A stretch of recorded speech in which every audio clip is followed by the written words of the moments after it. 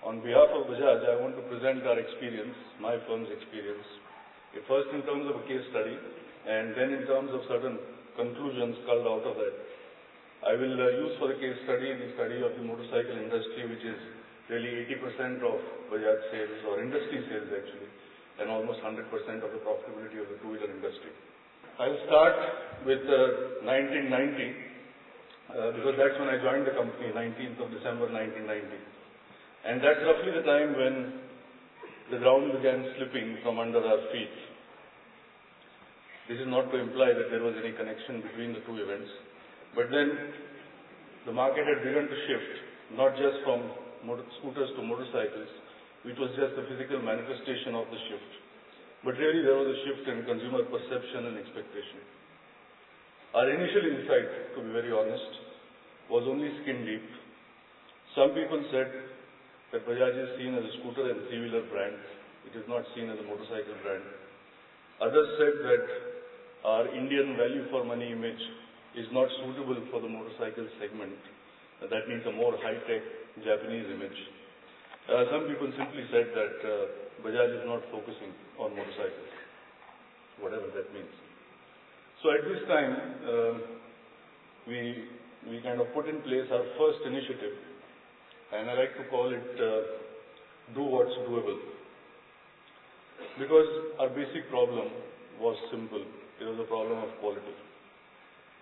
We didn't have at that time, unfortunately, the time to strategize or the time to innovate.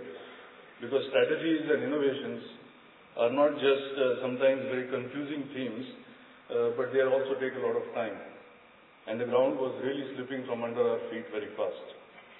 In our industry, like in many others, sales is driven really more by word-of-mouth publicity than anything else, which in turn is driven, in our case, by visibility on the road.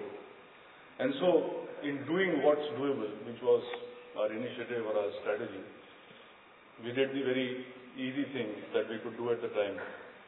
We broke this syndrome, the chicken and egg syndrome of creating on-road visibility, by simply dropping the price to an irresistible level and repositioning our first motorcycle, our first four-stroke motorcycle, the Boxer. Of course, this made the Boxer very popular, but we had to also make this price viable. When we started off, we lost 1,200 rupees a motorcycle. We put in place at that time a cost reduction plan of 4,000 rupees a motorcycle, and this was met with a lot of skepticism, because Bajaj was considered as one of the lowest cost, if not the lowest cost, two-wheeler producer in the world. We don't know who considered us to be so, but we always said to ourselves that we are one of the lowest two-wheeler cost producers in the world. And so to save 4,000 rupees on a 40,000 rupee motorcycle seemed like a tall order. That was several years ago. We have so far saved more than 5,000 rupees a motorcycle. And at the rate of 2 million motorcycles a year, which is the rate we are fast approaching, that's 1,000 crores to the bottom line. But really, it was not cost that was our problem. Candidly speaking, it was quality that was our problem. And we realized that at this price, if people bought millions of Boxers that were poor quality, we would be dead very soon.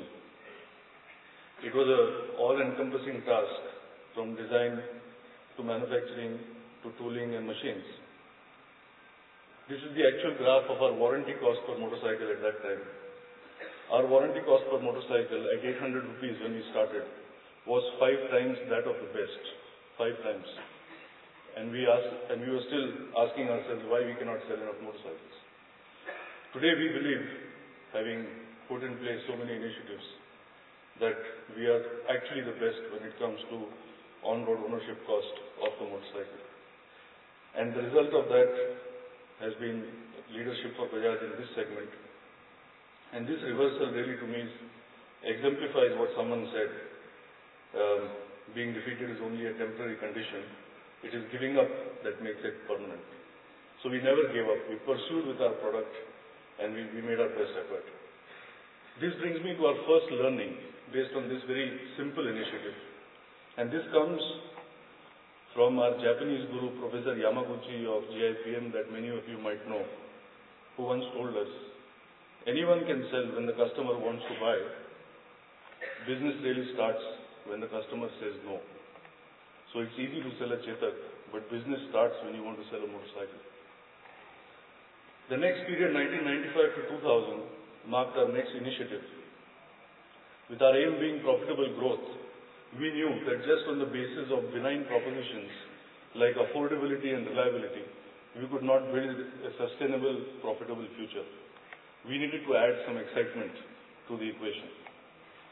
And that led to our second initiative of the time. I like to call it, as opposed to do what's doable, I like to call it do what's unexpected. So at a time when we were seen as a scooter company, primarily two-stroke technology company, who were not able to commercialize a good product designed by Kawasaki, even though we had lots of Japanese production engineers helping us, we couldn't make a 100cc bike correctly, a commuter one at that. We had a value for money image, and we had always, since the beginning of the motorcycle battle, since 1983, right up to 1997, we had always been number 4 in a field of 4 motorcycle manufacturers. With this kind of a past, we had the audacity to tell ourselves that we would actually develop the flagship sports motorcycle of India with a new R&D team that had an average age of 26 at that time. They had never designed a motorcycle before, and they were now going to attempt to create what we hope would be the sexiest and the fastest bike on Indian roads. This is a graph on design quality. I won't go into the details of this because I don't understand it too well myself. But what it basically tries to communicate is that even at the design stage, this is a graph actually for a digital twin spark ignition engine. The twin spark performance, the blue line and the red line is the original engine. We burn the fuel 33% faster, and we eliminate a very basic compromise that good mileage comes at the expense of power and emission.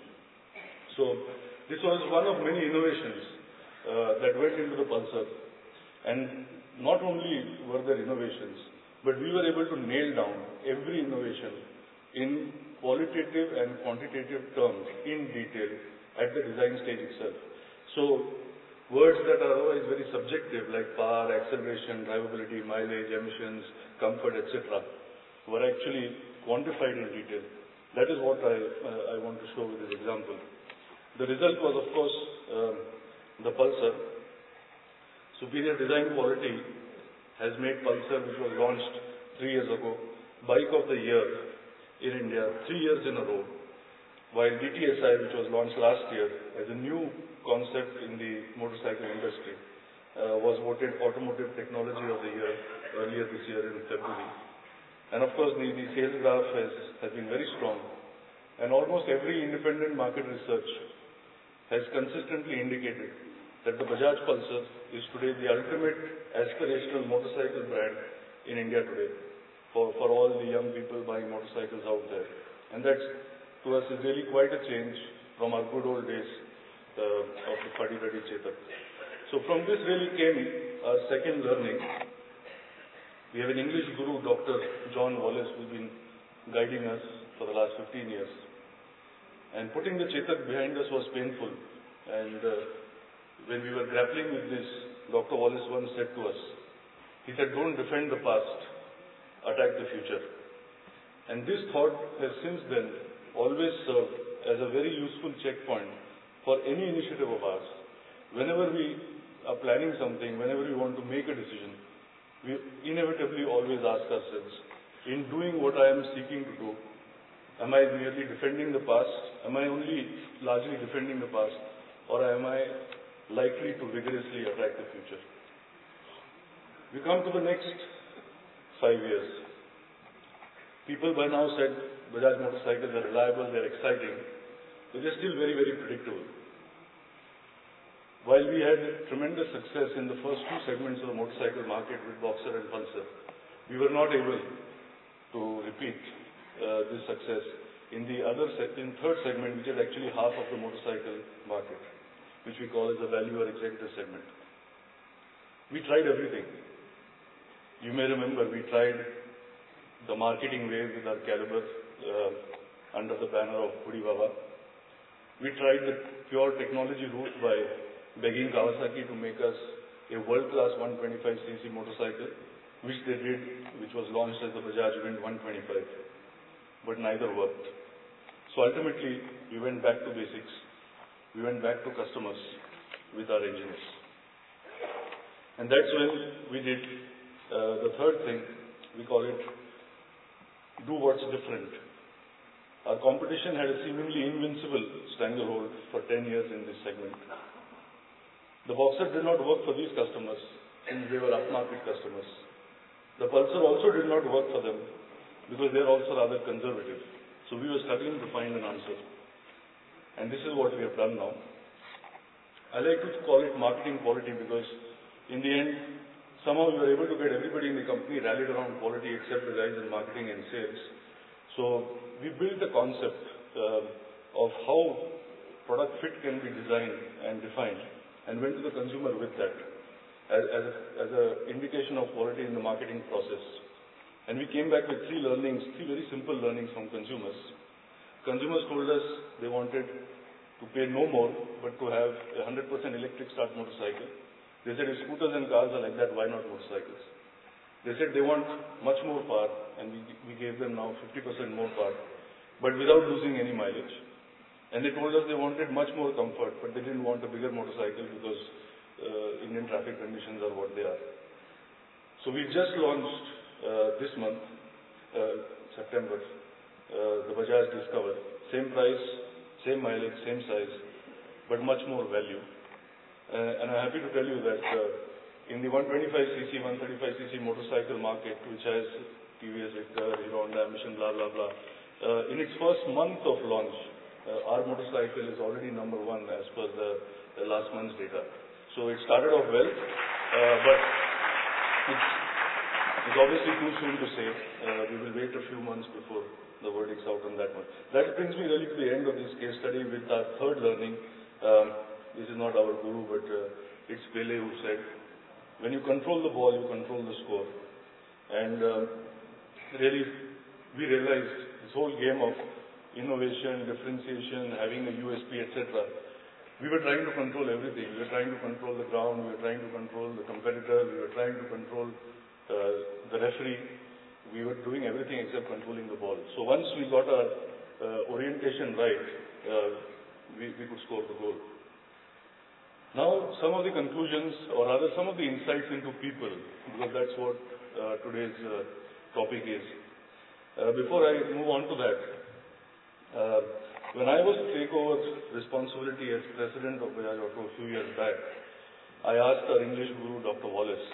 I said to him, tell me what should I do to be effective at this kind of a broad corporate level, as opposed to a kind of functional job that I've been doing so far. And being the true Englishman that he was, he said to me, you are president, act accordingly. So, yeah, that's how far consultants go sometimes.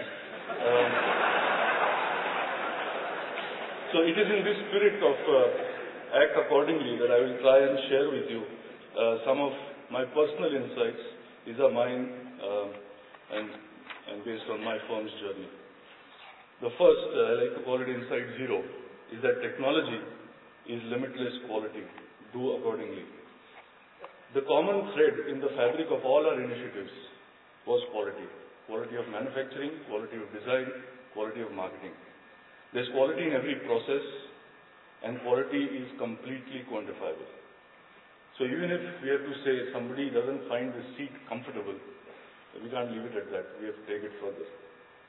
So we like to say technology is limitless quality, whether it's better steel that draws better, whether it's better piston friction, whether it's clutch life, whether it's a headlamp beam. Usually when people say I have technology, what they mean is they can deliver something better in qualitative terms. And this really is therefore our insight that technology cannot be bought. Engineers can be hired, designs can be copied, tolerances can be matched, but technology cannot be bought, because technology is ingrained in the actual learning of the quantifiable details of every process. Next insight is that it is individuals who compete, bet accordingly. Ladies and gentlemen, we were a local player with a 30-year lead, with the warm recall of the Hamara Bajaj brand, with the widest distribution network and the largest manufacturing capacity of all our competitors. We were known for cheapest service and spares availability across the country. And we had a few thousand crores sitting in the bank. But none of this helped us when we had the problem that we had. We are succeeding now primarily because there are some outstanding individuals at Bajaj who want to be the best. And it is really they who are competing by leading the company from the front. And so, my insight is that without a few of them on its side, a company should think very hard before it places any bets. My next insight is that a natural is priceless. Speaking of betting on people, it's not really about age, experience and temperament, we all know that. We can all go to drama and coaching class, but we'll never be Amitabh Bachchan or Sachin Tendulkar. Some guys, whether we like it or not, they are natural, they are born to win. They are easy to spot because they are the only ones who can repeatedly and consistently make big leaps without ever making a mistake. This is very critical for a company like ours because we have a lot of leapfrogging to do to make up for all the time that we have lost. It's also important to note, I think, that we can never pay these guys enough.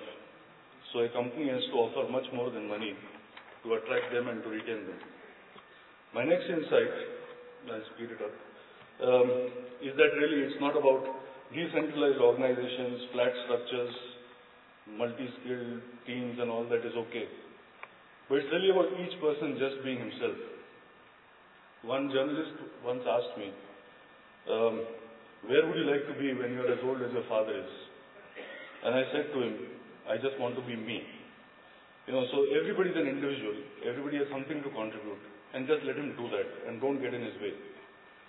My best friends today, because my best friends from college are all in the States now, so my best friends today are the colleagues that I work with at Bajaj. And some of our best ideas, or better ideas I should say, have come drinking in a pub at Pune, driving on the expressway in the midnight after having arrived at Bombay, or simply walking down the Swiss Alps together. My next insight is that nobody is a fool. I started at Bajaj in 19th of December, with 4 engineers in a small team. Since then, I have worked quite closely with about 200 to 300 techies, ITI graduates, BScs, diplomas, graduate engineers, postgrads, fresh, experienced, the whole lot. And I have yet to meet an Indian engineer who is unsuccessful in a task that has been given to him by his company. So, you know what Al Pacino said in the movie The Scent of a Woman. He said, when in doubt, dash, dash, dash, dash. I don't want to say the word. So since it would be inappropriate for me to say this word, I'd just like to say, when in doubt, risk it.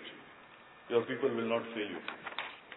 My next insight is that the probability of excellence is directly proportional to the passion you have for what you do. The only way that Bajaj knows of making a better future is by making a better motorcycle.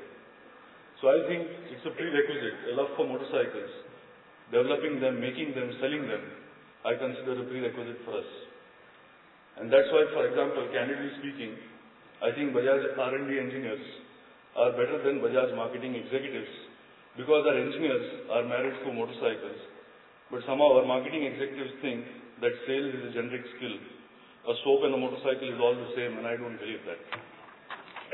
My next insight, there is only 4 more to go, is, we've been through all the internal training, the off-site programs, the consultancies and all that good stuff, which is good. But the only way to really grow is to grow with the job. Stretching people, every time we've done this, we've been better off for it. Stretching people up, every time there's an opportunity to do that, yields far greater results than moving a peer laterally. More than anything else, it keeps the organization young, and it keeps the team inspired. My next insight is that we need a lot of courage to do all these things. Courage needs conviction, and conviction needs communication.